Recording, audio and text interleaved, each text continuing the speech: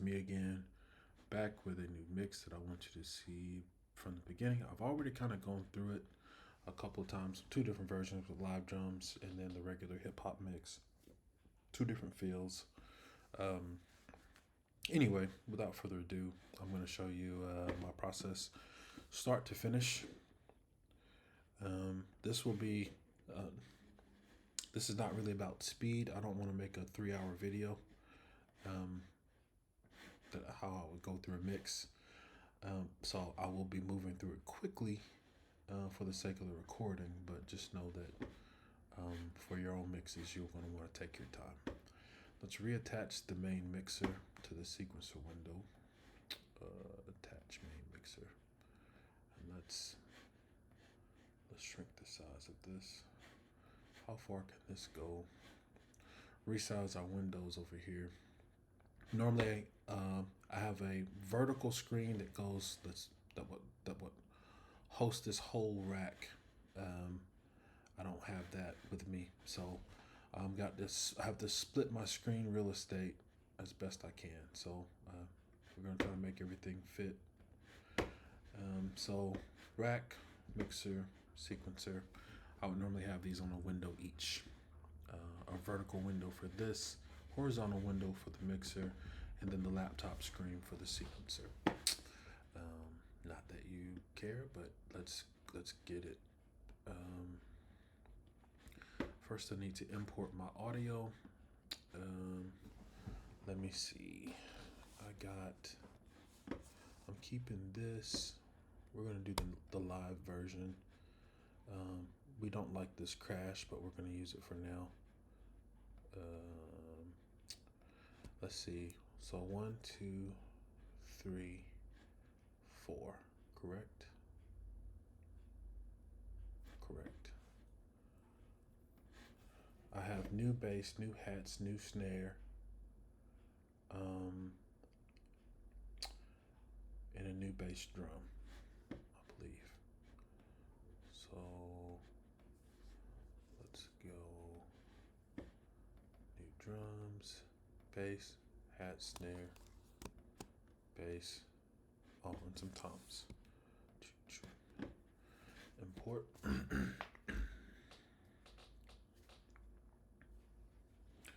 Okay. Right off the bat, I made a serious mistake. Uh, if you can, always set your um, tempo at the beginning before you import. It's not a serious mistake, but for me, it's like death to me if I don't do it. I'm going to disable the stretch because sometimes it does weird things, and then I'm going to re-enable it. That should have everything calibrated nicely and neatly. So there's that. All right. So let's hear what we're up to. Let's go.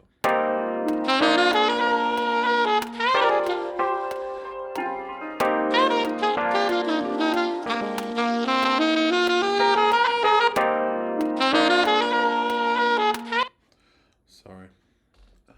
It defaults with the loop on. I wish I could disable that. Maybe I can.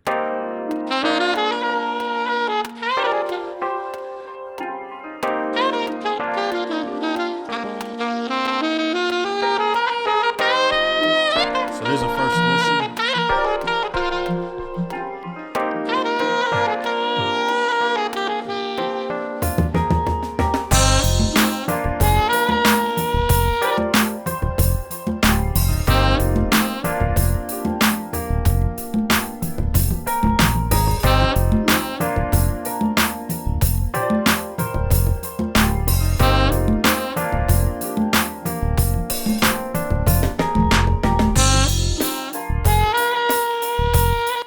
Okay, we can already tell this is um, from the export. Everything's pretty rough. The overall volume is loud. My number one rule, and I have this set up in my template, is I go straight into mono right away.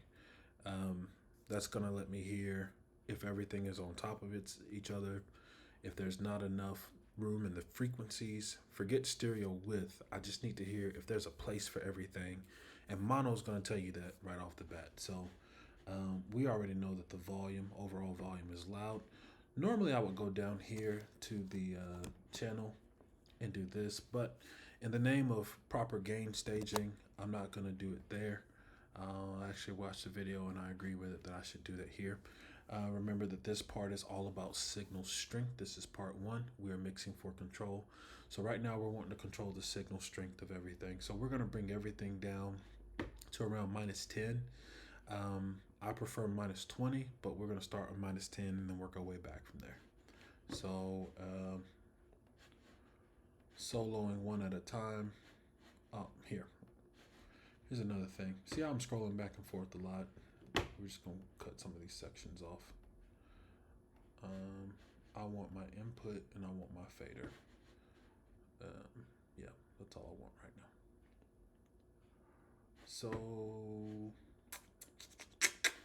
we also know this, that I like to group like sounds. So I'm going to bring my bass drum. What is it? The Smooth Fingers bass. I'm going to bring that closer to my bass drum. And there's a reason why I do this. My toms are going to have some lows in them as well. Anything that's going to have an impact on the low end, I'm going to bring those together temporarily. Conga should not have an impact on the low end. And I'm talking like 120s, 180s, 250s. It shouldn't have a major impact down there. These alligator drone, I know that's got some bass in it, so we're going to color these similarly right now. This is just a temporary thing, so I know that these things sit in similar frequencies.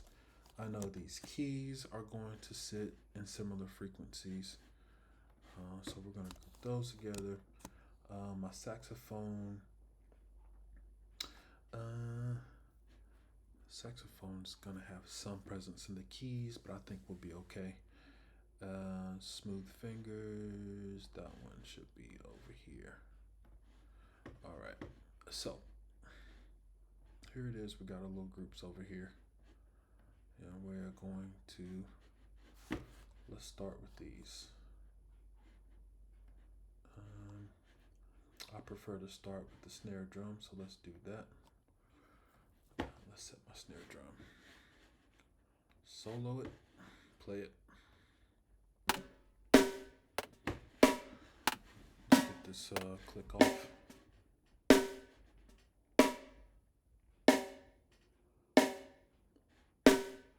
We're gonna look at our meter over here too. Got some spikes in that snare drum. And it's just clipping as it is.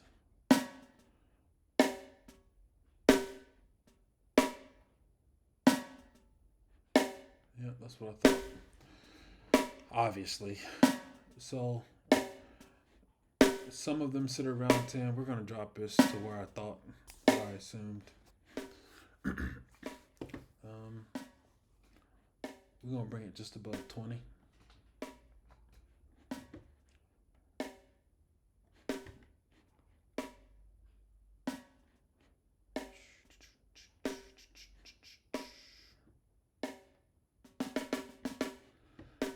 More than likely.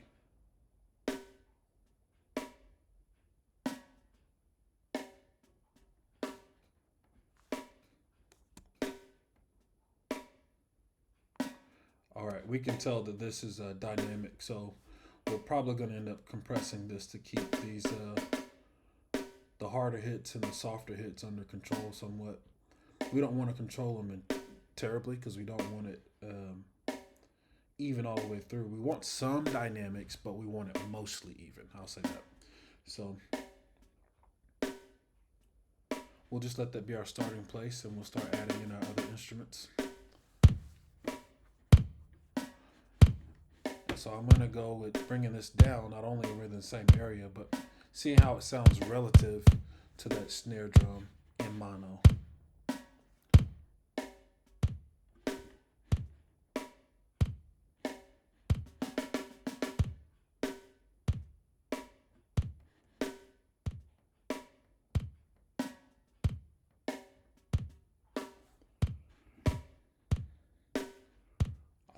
I think that feels good initially. Um, Now the first thing that's gonna crowd in on our space here, as far as the bass drum goes, we're gonna mute the snare drum and we're gonna let this bass come through.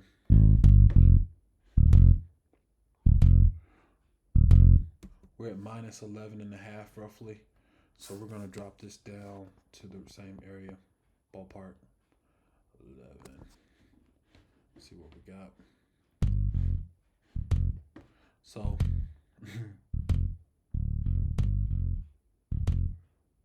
now you see this stereo width here. Um, because these are stereo tracks, I'm gonna leave them alone for now. But because I have everything coming out mono, but I'm notorious for making sure that I even reduce those and I add those into taste. Anyway, I'm talking while this is recording. You probably can't even hear what I'm saying. But anyway, so we can see that these two are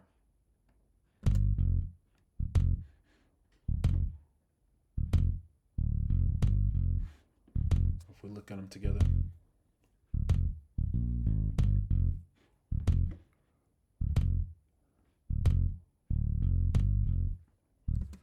Bass seems to peak around plus 18. So let's look at the kick drum by itself.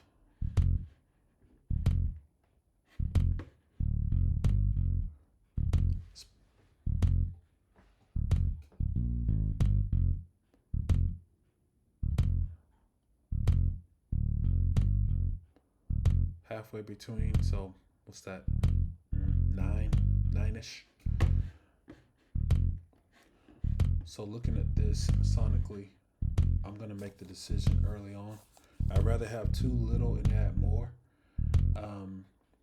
As I'm making everything else fit, I'd rather have too little and add more than to start out with too much now and then risk this extra volume taking over some of the extra frequencies and me misplacing something later. So I'm gonna cut this. This is at 18. Now I'm gonna cut this by 4. So there's 1. I think 4 is aggressive. We'll do 3. All right, we're gonna cut this by 3. Let's see where we're at. And I'm cutting the volume, not the frequency, so I'll probably have to boost that again.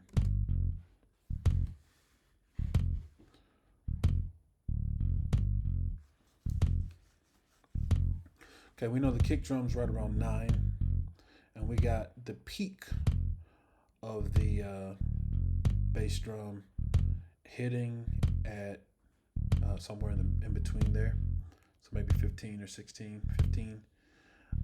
The overall sound seems to be, yep, 10-ish is safe. All right. I think that's going to be safe.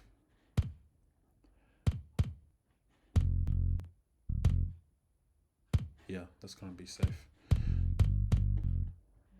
All right. Now let's get a snare in there.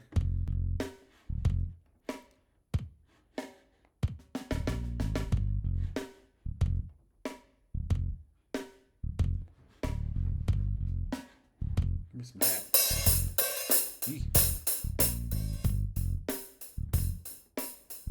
Whoops. I got a clap over here, and that clap is going to sit in the same range as the snare. Yeah. Sorry, not in the same range, but close, a little too close for comfort. My snare is currently set at minus 13. I don't think the clap is at a comparable level waveform wise. The snare is here, but the clap looks a little bit louder. So we're gonna cut this we'll say 14. We'll cut it all the way, add it in. Ooh. What did I cut? Not the claps.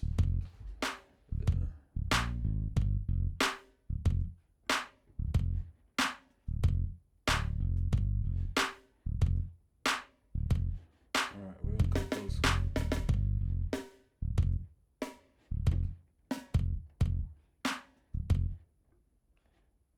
Slide this over here, set my loop point.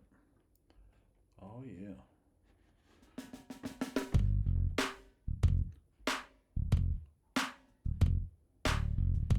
Alright, so I have cut the signal as much as I can. Now I'm going to grab my fader to bring this down just a little bit more.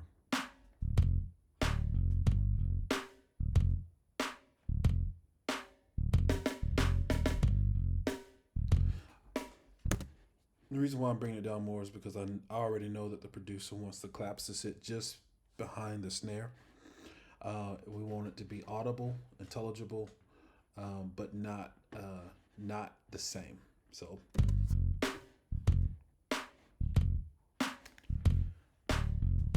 and I think for this initial pass, notice all we're doing right now is leveling. So I'm going to pause the video for now and catch everything. No, actually, no, I'm just going to let it run because whatever. But I'm going to talk less and do more. So we're going to add in, we're going to have a crash that's going to interfere. And we're going to have hats with that too.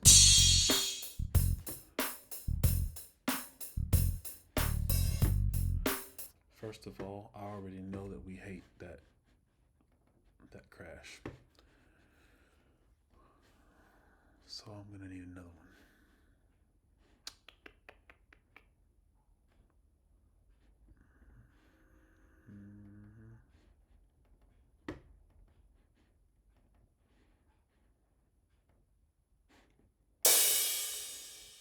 Yeah, I think he's gonna want that one. That's the one he wanted last time.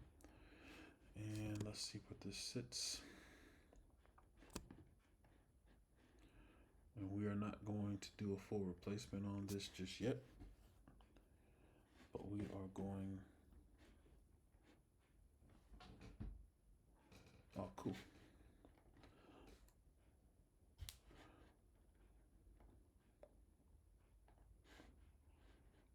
We're gonna duplicate, keep it the same color.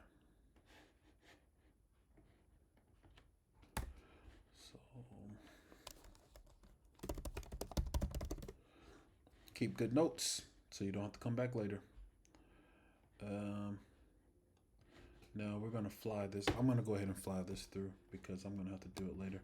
And since I'm gonna be making sure everything there's room for I can't talk. Since I'm gonna be making sure there's room for everything, I'd rather do it now than later. So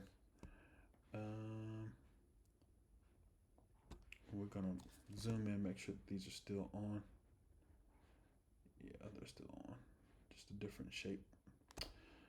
These two come back to back. So there's that, and there's that, and then I have 3 more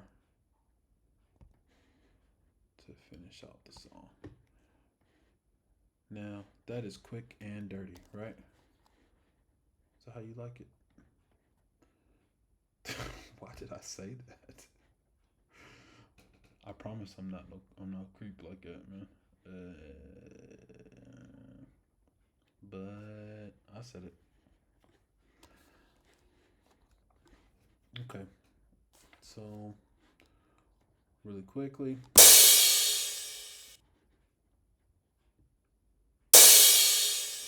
Sounds like everything is on. Okay. So we're gonna go ahead and mute that.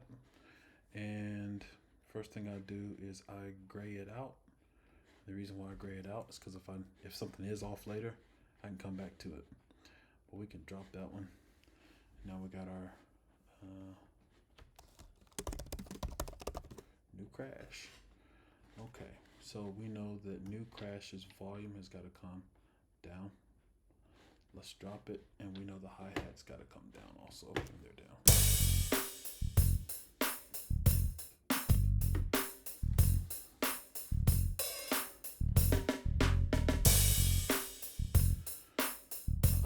Crash is coming in closer to 10.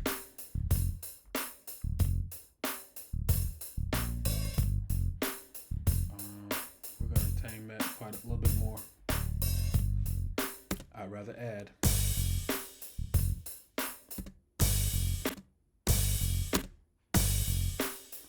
Yeah.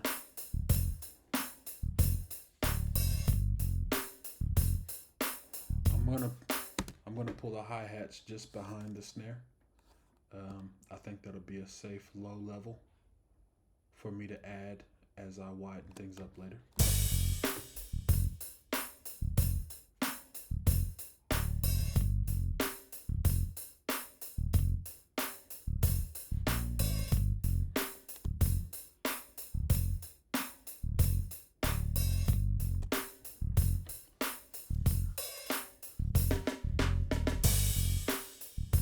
Now I'm knowing that bass is going to travel very well, and I know that the highs are going to travel pretty well too once I get things widened up. So I'm going to be a little conservative there. I pulled them back just behind the snare drum.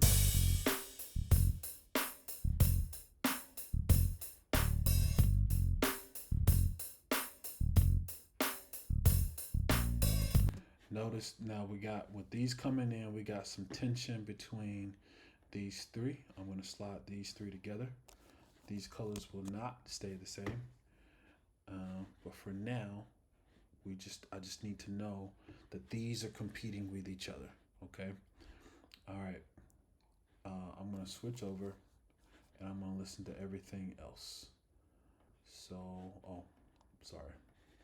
Monsieur Crash has to go over here also. There. These three are all contending. The hats in the Crash is at this current volume is causing me to lose detail between the snare and the clap. Then these three together, whenever they're coming in, it's a toss up between which ones come through.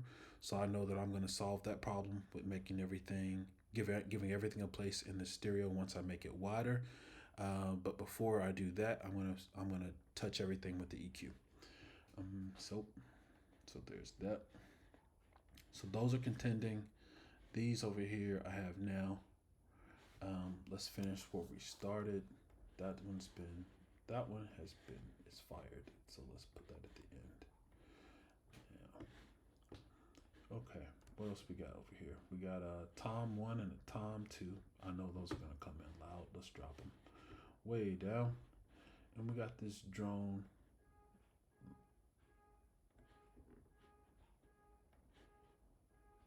All right, let's see where we're at.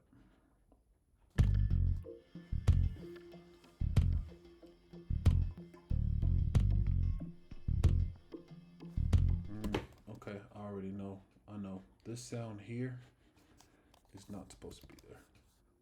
It's not supposed to go into the song. I know that from the producer as well. That's just like an intro effect. So I'm not going to worry about that nearly as much. We're going to change the color of this, knowing that it doesn't really compete with anything. Just take it out. All right, so these four I need to hear.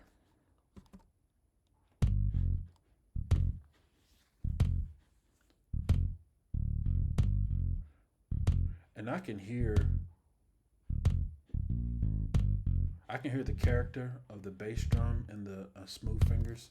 I can hear that very well. So I'm not really too concerned there.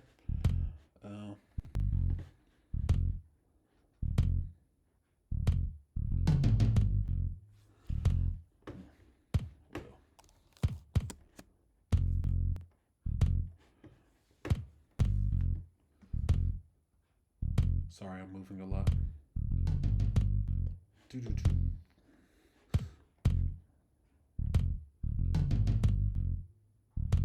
Okay.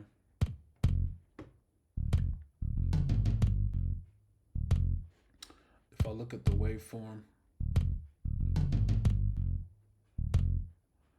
looks like they're coming in and out on the same speaker, so we'll want to make sure that we use the space to give those places too. But let's just hear one.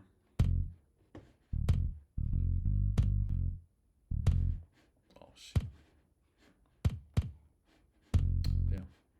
Deselect. There you go.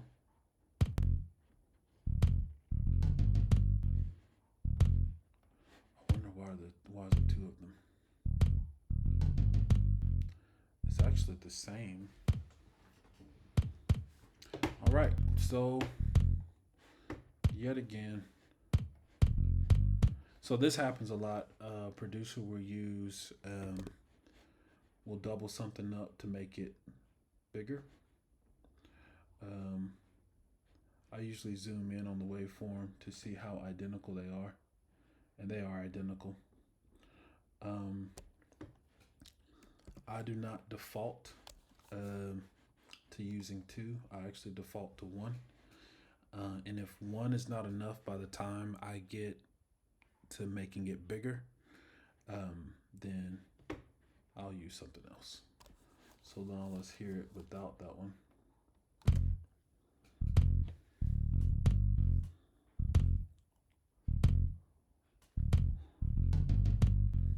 All right, and we can add some body in this on the. Let me get my snare.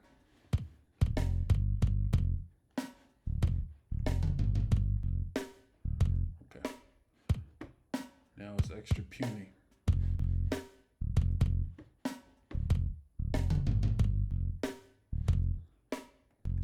That sounds fair, doesn't it?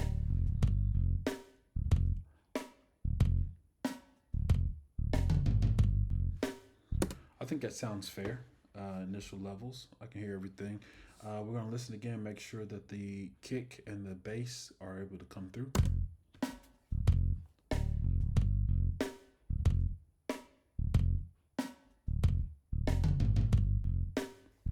There's a little muddiness there, so we're gonna do some trimming on those toms later. I'm just gonna make a mental note of that. So we're gonna move the tom, this one a little bit closer, and this one also. This one is a backup. Remember, this one is a backup, just in case I can't get that sound fat enough, which I assume that's why he wanted two of them. That's probably like a parallel track or something. Anyway, so we got our alligator drum. That's good. So these three, I'm gonna consider mostly leveled volume wise. The second stage of leveling will be leveling EQ wise, so the frequency volume versus the overall volume. Right now, we're controlling the signal volume. So let's listen to these two. These two are going to be contending for each other. Let's listen to what we got.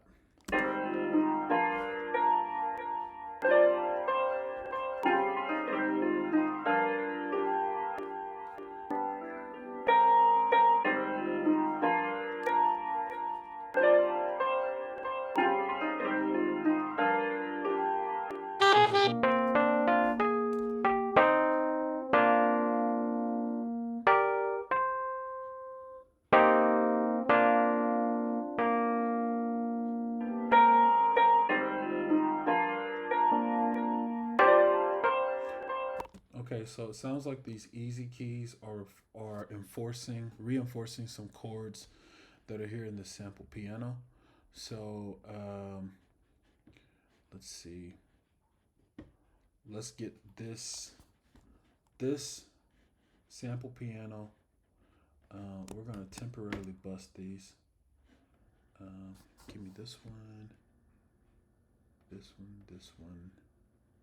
Where's my bass? Smooth fingers. All right. I spelled crash wrong. Route to temp bus.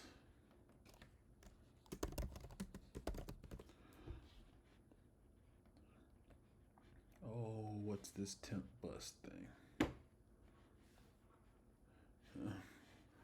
It's a quick way to just control that group without having to scroll back and forth on this tiny window. All right, cut the volume. Let's bring it up.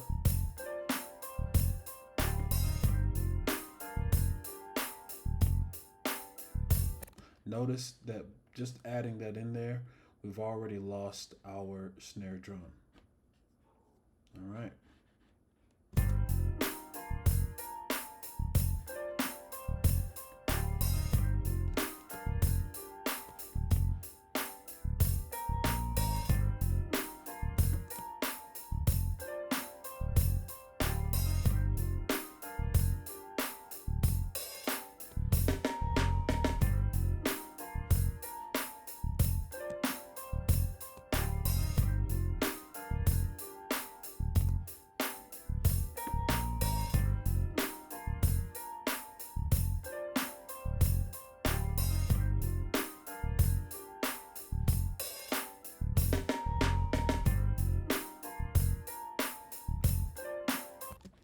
This smooth finger still feels like it's very much on top.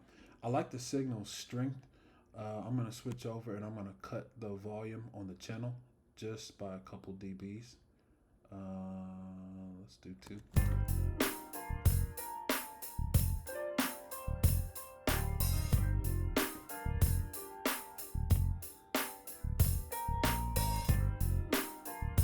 So we're listening for bam bam, snare drum, clap, and piano all at the same time.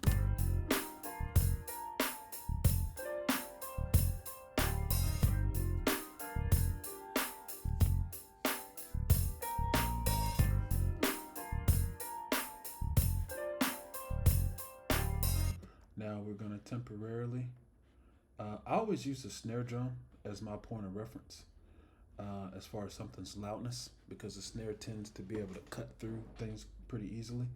So I'm just going to solo those two and hear them side by side.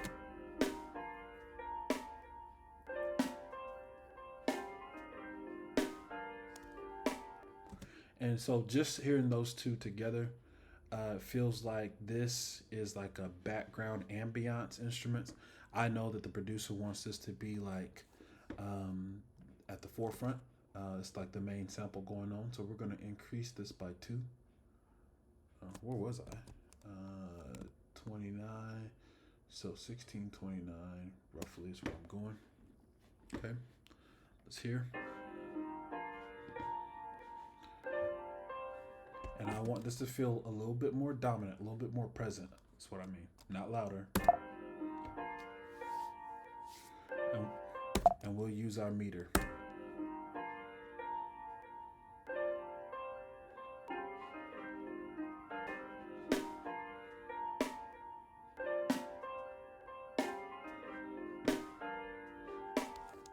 We'll bring it up half. So 30, 80. 80-ish, 1571.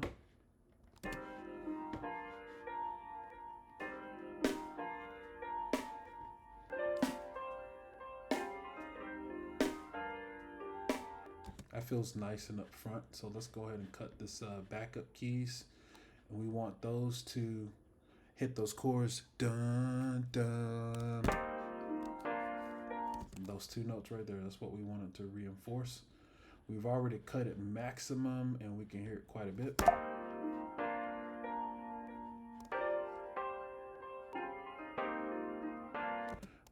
Volume wise, they're coming in too close. We're going to cut this one by 3. I think 3 is a lot, but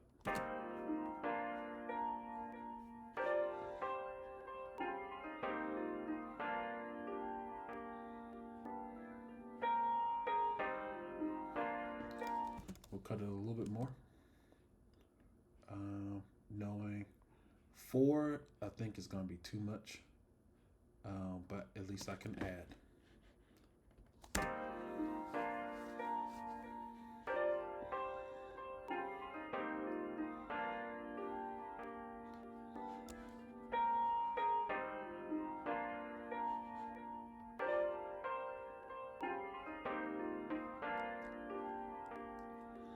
let's hear them all.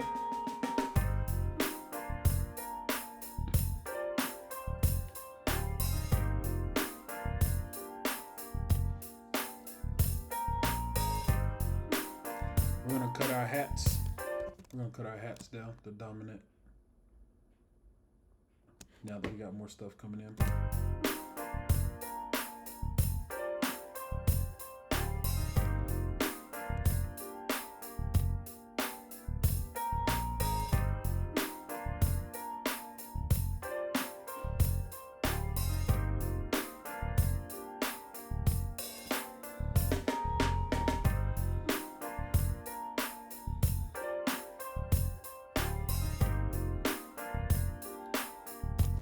I'm listening for each and every instrument. So we're going to start from the top. Can we hear the hats? Yes. Can I hear my snare?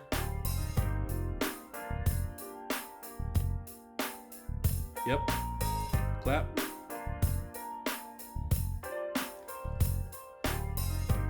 Clap is competing. Let's drop it. Oh, wait. I got too many channels selected.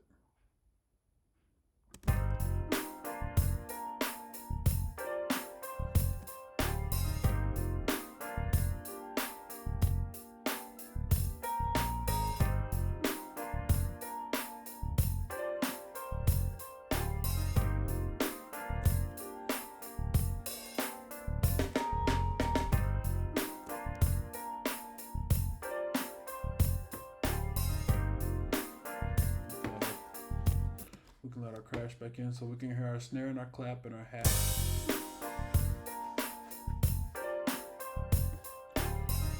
I can hear my bass drum. My bass. And both of these. Stop this a little.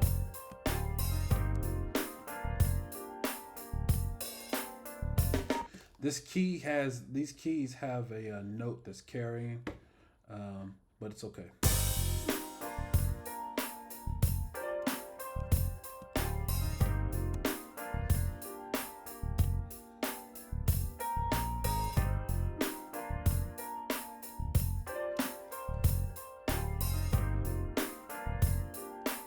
Okay, let's get our saxophone in here. Let's get our main sax. Let's move our loop points over here. Our main sax is this big guy right here.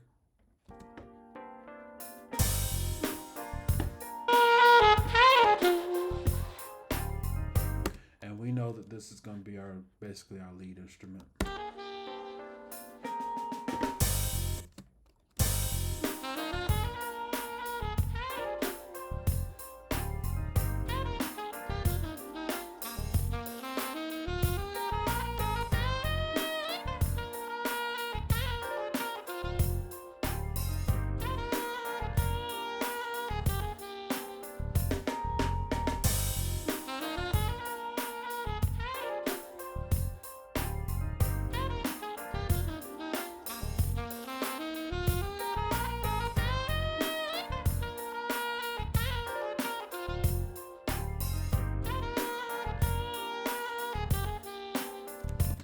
All right, so we know that when that comes in, we lose our claps.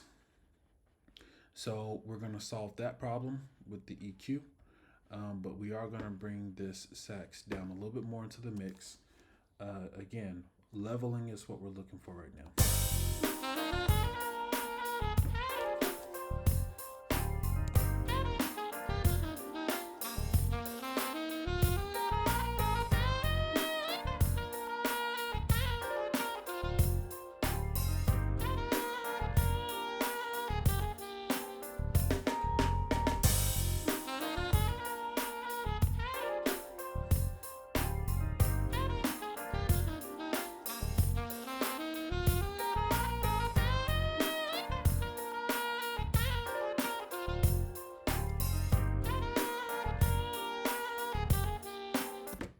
All right, because I know the sax and the clap sit in the same frequency space right now, I'm not really worried about it. I'm looking on the EQ to make sure that I can see the pulse of the claps happening right around in this range. You also see a bunch of spikes appear. You know that that's the texture of the saxophone coming through with its frequencies. So if I can see both of them represented here in the EQ, I'm not going to fret too much right now. I just want to, because I know that they're just competing for space. And right now, the sax should be dominating, even though, as long as I can tell that there's a hand of the claps, I know that when I widen things up, there's going to be a space for those claps.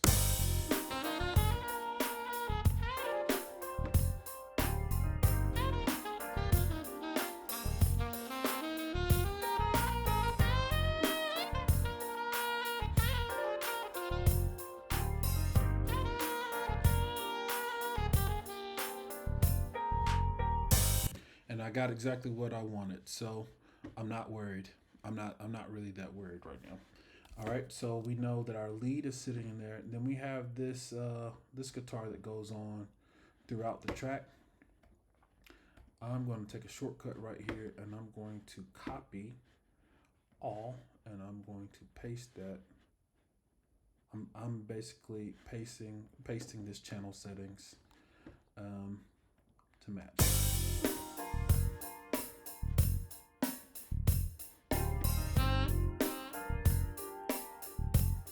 Now we're going to pull it back some more.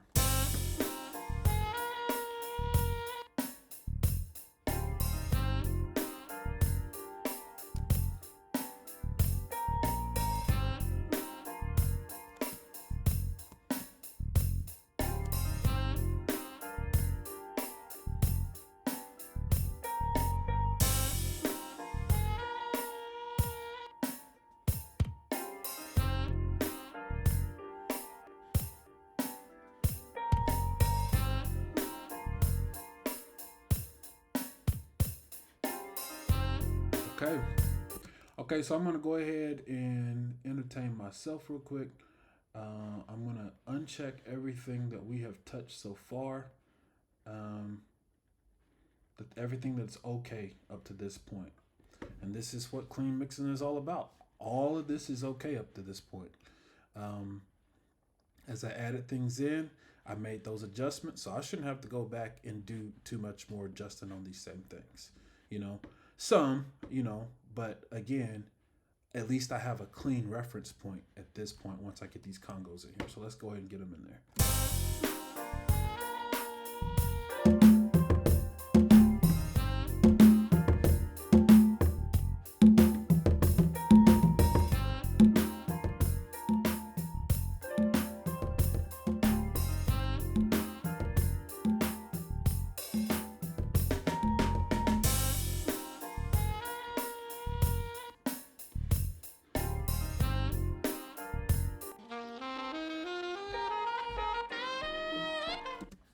Congos sit in a nice, interesting little space. If you watch here on the EQ, on the spectrum analyzer,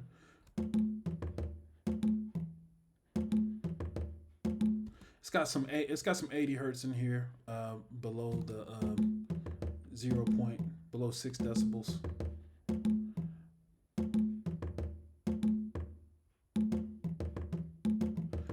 But a lot of the character sits over here in the 160 to 640 range. So we're going to make sure that we can hear this next to our kick drum and bass.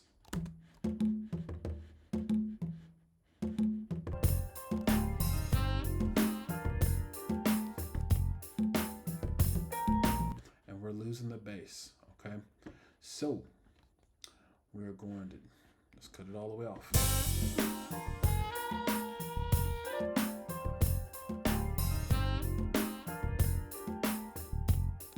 Okay, so when the bass drum hits and the congo hits over here, we are seeing some conflict, all right? So we're gonna slide this little congo over here.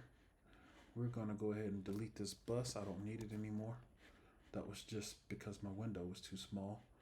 And we're going to add this congo into a group with, so I said Congo. Why do I keep saying Congo? Conga. Where's my bass? All right, you guys get your own little group. Let's go with Prince Purple. Ooh, that's ugly. All right, so let's hear just the three of these.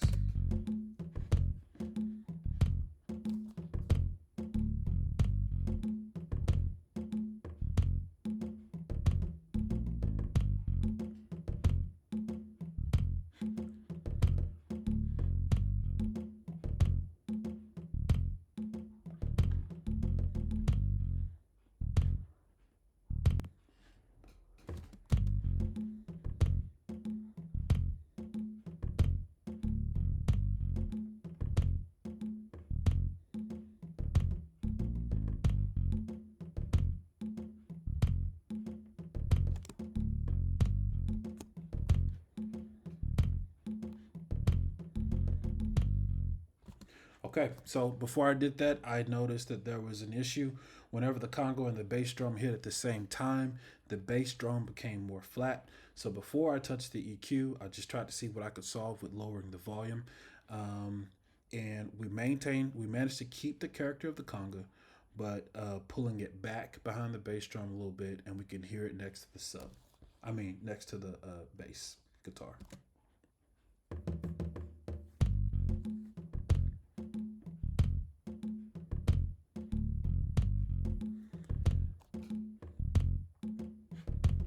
All together, I should be able to hear everything, right?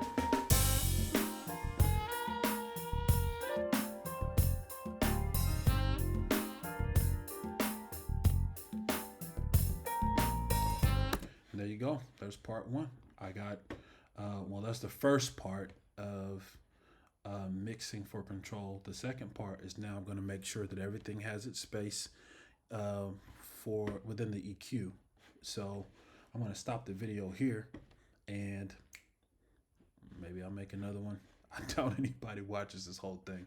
But yeah, that's it. Um, Let me see. Wait. My keys are muted. Let's hear everything again. This time, let's hear everything at volume. Right now, we're looking at the master fader. It's here, but we want the control room volume, so we're going to take this up. Sorry.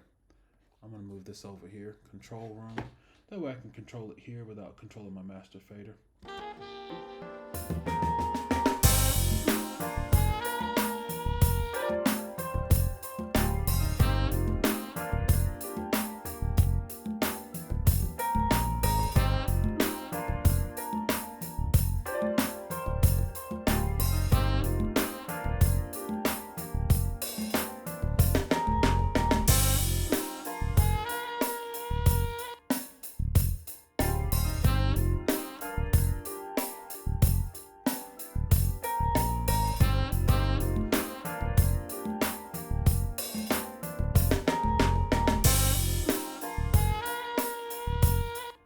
Where's my new crash?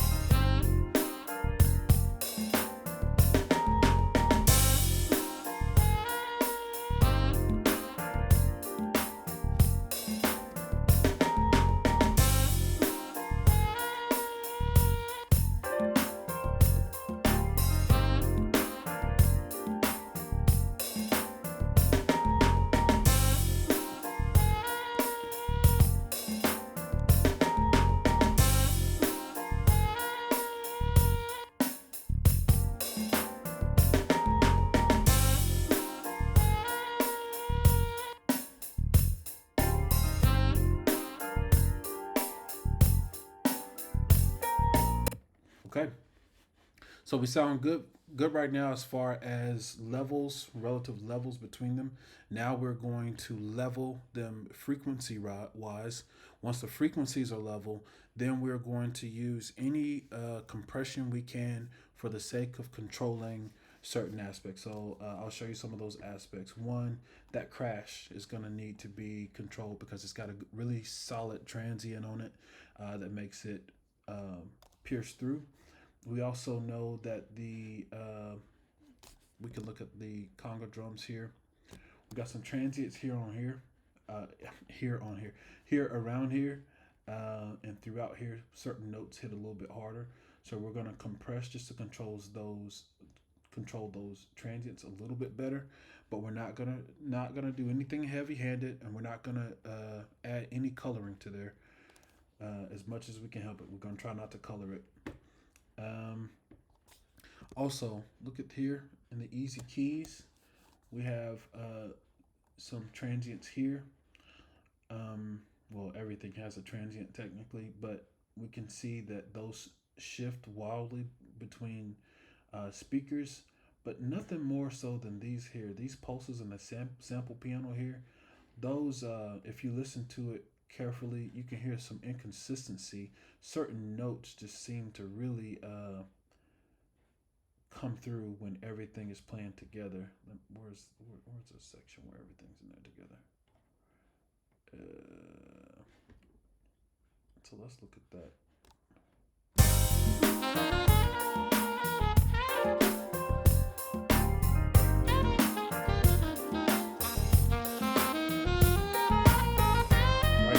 Right there, that ding ding, that right there. That one's really popping through. So we know we're going to address that later. See you in the next video.